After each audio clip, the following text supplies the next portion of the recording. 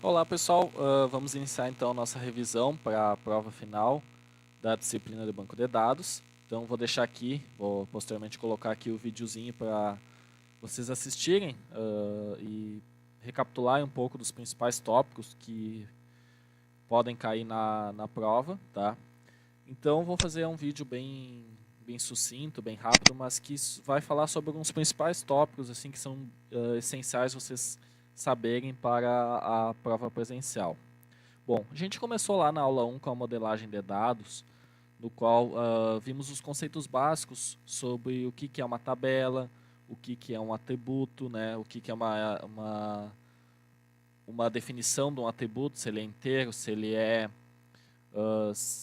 é um número quebrado, um float, se ele é uma string, se ele é um booleano. Enfim, a gente viu vários pontos e demos o pontapé inicial com o uso do diagrama entidade-relacionamento, né?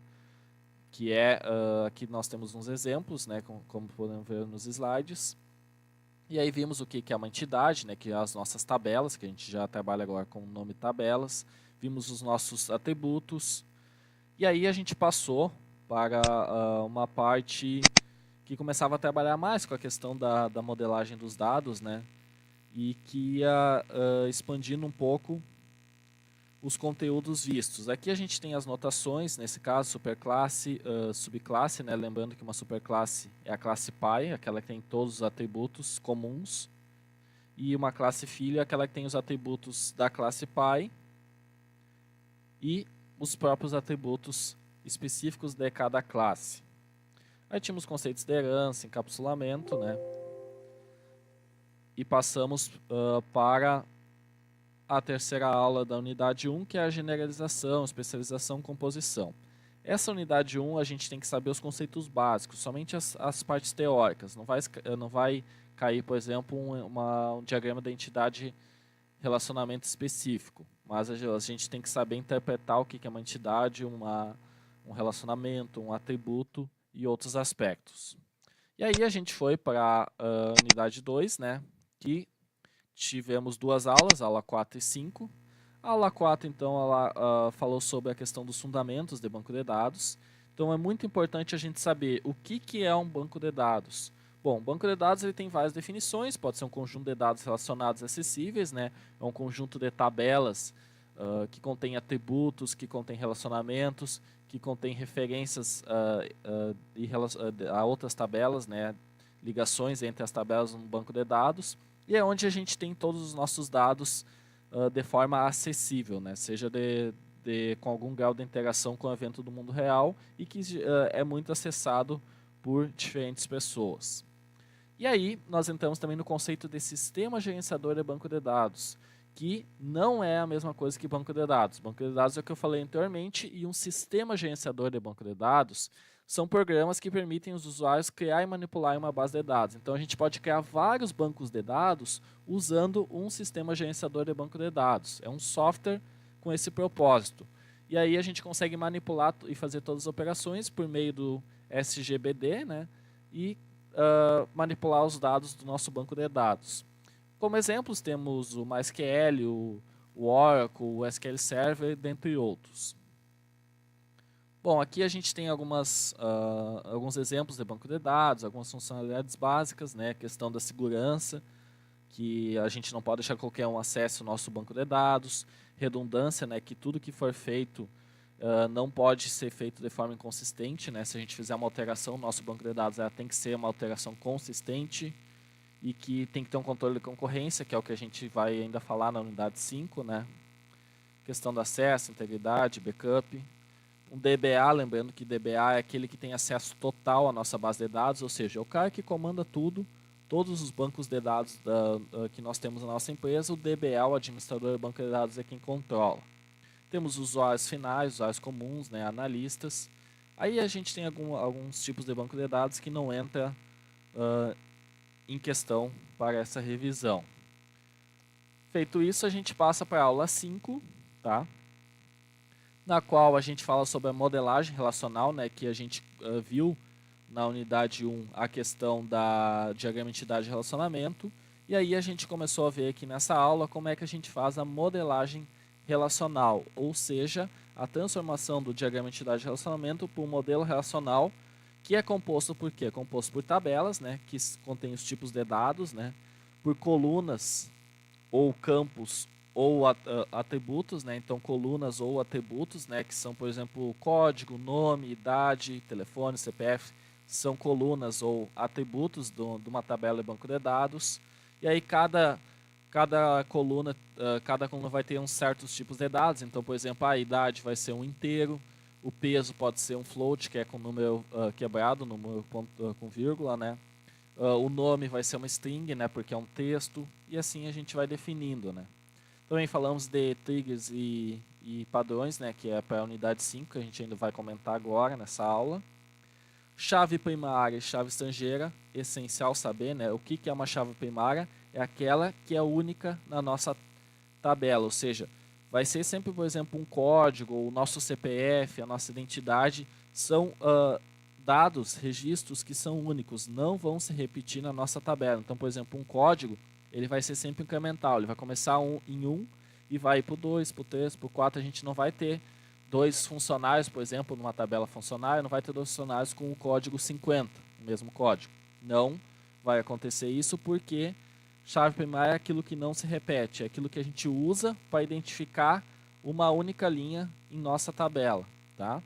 E chaves estrangeiras são aquelas colunas que fazem referência às chaves primárias de outras tabelas, né? Que a gente faz a ligação, pega a chave primária de uma tabela e bota ela como chave estrangeira em outra tabela para a gente saber, por exemplo, funcionário dependente, a gente tem o código da chave primária do funcionário, a gente vai colocar essa chave primária do funcionário como chave estrangeira no dependente, que daí a gente vai saber que o dependente tem o seu código, que é a sua chave primária naquela tabela específica, e vai ter também a chave estrangeira, que é o código do funcionário, que a gente vai saber quais dependentes estão ligados a tais funcionários. E aí a gente consegue manipular assim as relações entre as nossas tabelas. Aí a gente tem alguns outros pontos mais genéricos aqui, que não vem ao caso, a questão dos relacionamentos um para um para muitos, muitos para muitos, né? E aí nós fomos para a unidade 3, tá? Que é a normalização. E a gente viu, né, tivemos uma aula sobre isso, lembrando que é extremamente importante, principalmente as 3 primeiras formas normais, a gente dá uma olhada, né? Por quê? A primeira forma normal é que todos os atributos de uma tabela devem ser atômicos, ou seja, a gente não pode ter grupos repetidos nem atributos com mais de um valor, tá? Então, por exemplo, ali, ó, na tabela pessoa, a chave primária é ID e o atributo é telefones. Só que a gente tem um atributo multivalorado, ou seja, a gente poderia ter vários registros com os mesmos dados da pessoa e colocando vários telefones diferentes para ela, né? Então, para isso, a gente faz uma tabela separada, né? Separa essa tabela, cria uma tabela telefone ligando ao ID da pessoa e aí consegue normalizar na primeira forma. Então, lembrando, todos os atributos devem ser atômicos. Para a segunda forma normal, nós temos que saber que todos os atributos não chaves da tabela devem depender unicamente da chave primária. Ou seja, por exemplo aqui, ó, o nome ele depende do ID da disciplina. Já do nome depende do ID do professor, né? E o ID professor também depende dessa tabela, mas a descrição disciplina, por exemplo, ela não depende do ID do professor, ela depende do ID da disciplina. Então, por isso que a gente separa aqui em nova tabela, ou seja, a gente deixou o professor e o seu nome, porque nome depende do professor, tá? Não depende de outra chave não primária. E a gente separou a descrição disciplina, porque a descrição disciplina ela não estava dependendo do ID do professor, ela estava dependendo do ID da disciplina. Então não está correto seguindo o conceito, ó. Um atributo não chave deve depender unicamente da chave primária. Não estava acontecendo isso. E aí então foi separado para atingir a segunda forma normal. Já a terceira forma normal, temos que lembrar que para atingir essa forma normal é preciso identificar as colunas que são funcionalmente dependentes de outras colunas não chaves e extraí-las para outra tabela. Por exemplo, aqui temos o atributo descrição cargo na tabela funcionário, que depende exclusivamente do ID cargo. ID cargo não é uma chave primária. Quem é uma chave primária aqui é o ID do funcionário. Então isso não está correto. Então o que a gente faz? A gente separa em duas tabelas, conforme aqui o exemplo, que aí satisfaz a condição para a nossa terceira forma normal. Também vimos a Boyce Code e a quarta e quinta forma normal, mas principalmente devemos revisar essas três primeiras formas. E aí passamos então para a nossa quarta e maior unidade, né? Que aí a gente começa com a aula 7, no qual temos os conceitos básicos, né? Lembrando que um atributo, né, é as colunas da nossa tabela, a tupla ou registro são cada linha da nossa tabela, né? E aí nós temos um domínio que se é a chave primária ou não é, se é inteiro, se é texto, se é ponto flutuante, se é booleano, e assim a gente vai definindo nossos dados nas nossas colunas dentro da nossa tabela do banco de dados. E aí, essa questão da álgebra relacional, já adianto que a gente não vai precisar saber essa parte para a prova, então esse é o único conteúdo que pode ser descartado, porque a gente entra direto em SQL posteriormente. Então, para não fazer uma prova muito extensa, essa parte da álgebra relacional não está diretamente relacionada. E aí a gente entra na aula 8, que começa efetivamente o banco de dados, né? Precisamos lembrar o que é SQL, né? É um recurso, então, que é muito conhecido por usuários de banco de dados, né, que executa comandos em bancos relacionais. É onde a gente cria banco de dados, as suas tabelas, colunas, índices, atribui permissão aos usuários e consultas a dados. Lembrando que SQL é uma coisa, banco de dados é outra coisa e SGBD, Sistema Gerenciador de Banco de Dados, é outra coisa. Esses três conceitos vocês têm que estar sabendo e bem claro para a prova. E aí também vocês têm que saber o que é uma linguagem de consulta, ou seja, o que faz? Define o comando utilizado para consultar os dados, ou seja, o select. A linguagem de manipulação de dados é a nossa manipulação de dados no banco, insert, update, delete. A linguagem de definição de dados é para a gente criar as tabelas, as visões, os índices e alterar ou remover as nossas tabelas ou até banco de dados. A linguagem de controle de dados, então, é para a gente fazer o acesso aos dados do banco dando permissões ou removendo permissões com os comandos grant e revoke.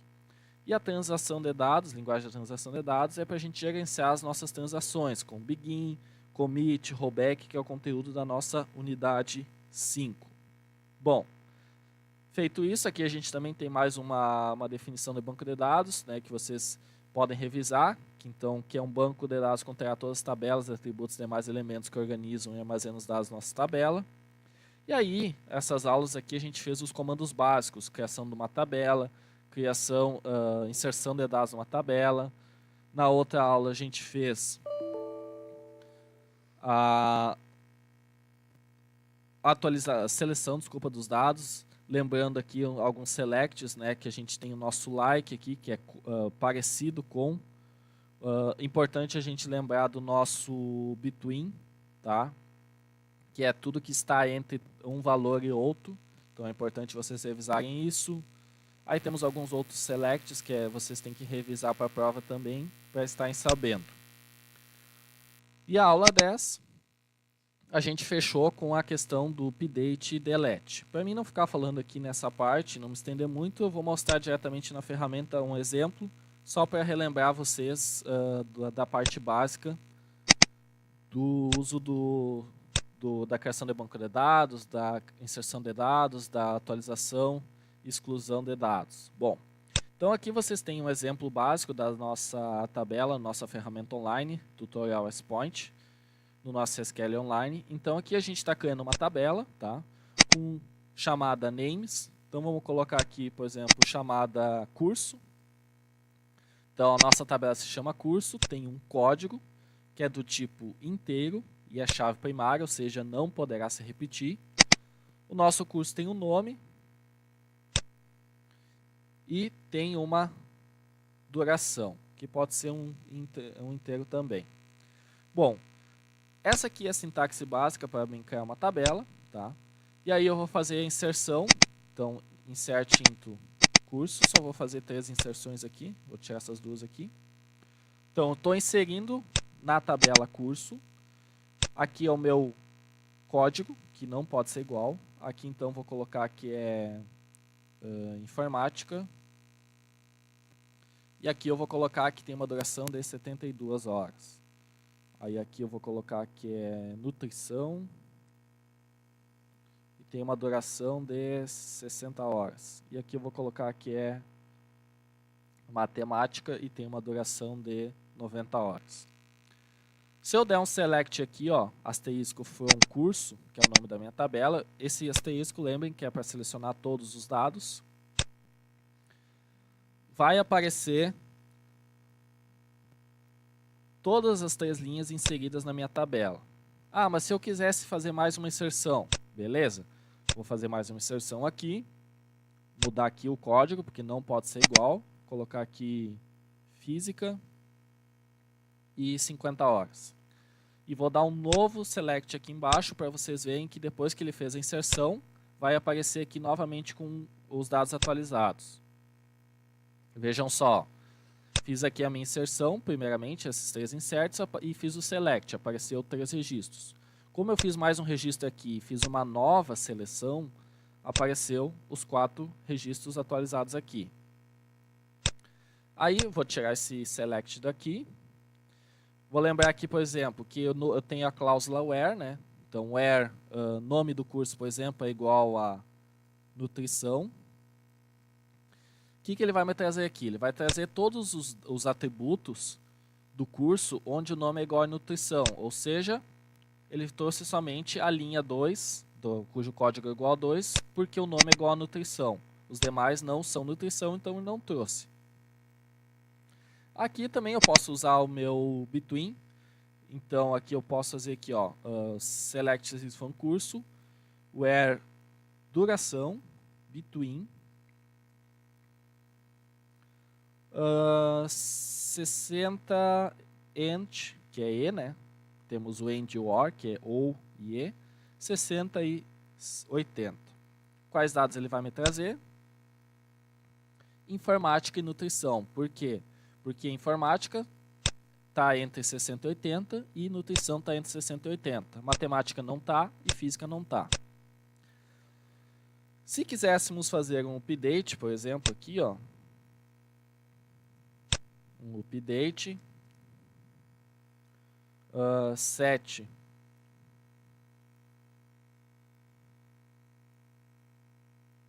update curso, set nome igual a matemática, igual a inglês, entre aspas aqui, where código igual a 3. E aí eu vou executar. Ele fez já, só vou fazer um select aqui para poder mostrar o nome. Select asterisco from curso. Então aqui, ó, o que aconteceu? Eu fiz o update na minha tabela curso e disse que o nome, a partir de agora, vai ser em inglês, onde o código é igual a 13. Então, onde o código é igual a 13? É aqui, ó. Ah, então era matemática? Não vai ser mais, vai ser em inglês. E aí, vocês podem ver que aqui mudou de matemática para inglês. E se eu quisesse fazer um delete, por exemplo, ó, delete from curso, where carga não, duração igual a 60. O que vai acontecer aqui, ó?